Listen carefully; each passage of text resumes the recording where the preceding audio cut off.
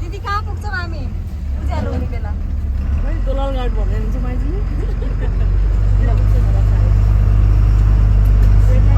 idea के छ कि नै भन्ने हो यस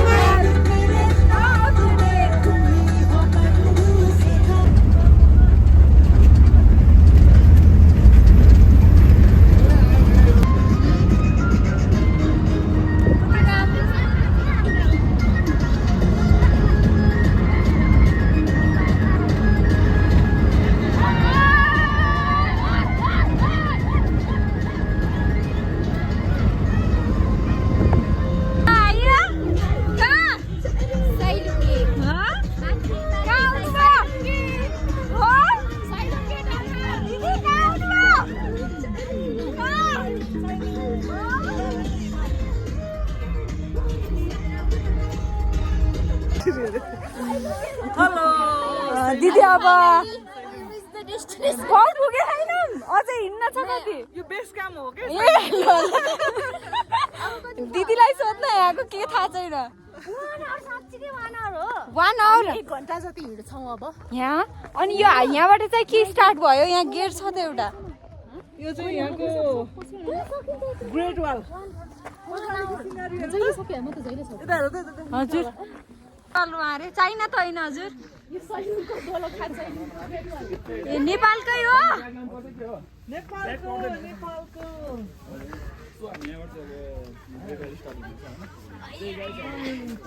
दिदी चाइना नपुगे पनि पुग्नु भयो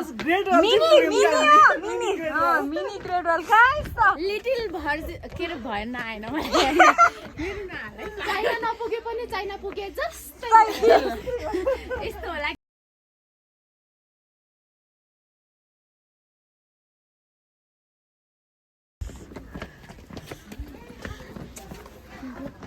1 घण्टा हिँड्न सक्छौँ कि नि केसको अरे भन्ने आशले होला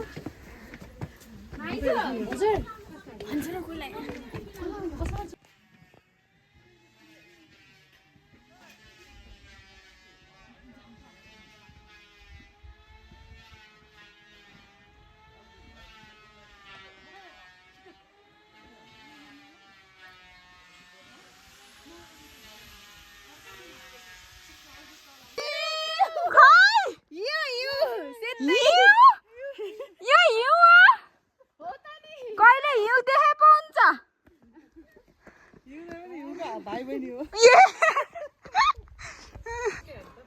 महादेव गुफा भनिरहेछ सेलुङमै हो के यो पनि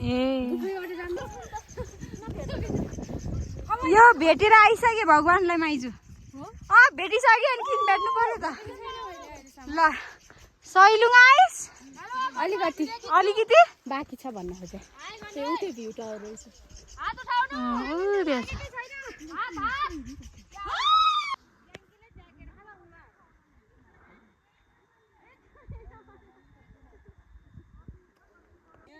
जान्न मान्छे अब कति छ र गइसै यो एउटा छ एउटा पहाड दुईटा तीनटा चारटा पाँच छवटा छ जान्ने माइजु अब कति छ अब थोरै थोरै कति छ सातवटा छ त म त उता हिमालमा पुगौँ जस्तो भइरहेछ अझै त्यो हिमाल त्यहाँ पुग्ने भए त म पनि त्यहाँ यस्ता जान्छन् थाक्यो नाच्नु पर्यो कान्दिँदै आउनु अरे भीमसेनको तरबार भएको ठाउँमा हजुर तरबार कहाँ छ देखाइदिनु त ल आउनु दिदी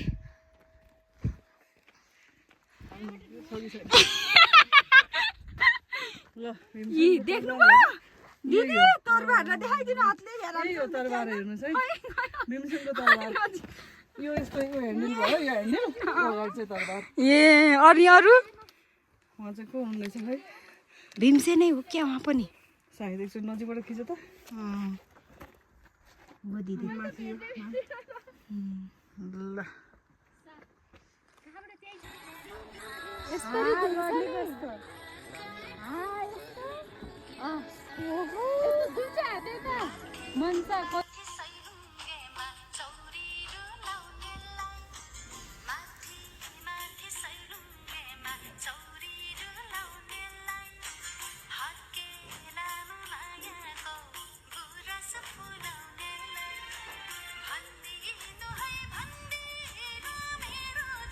नर्मल आइराख्नु ल डोन्ट चेन्ज अझै नै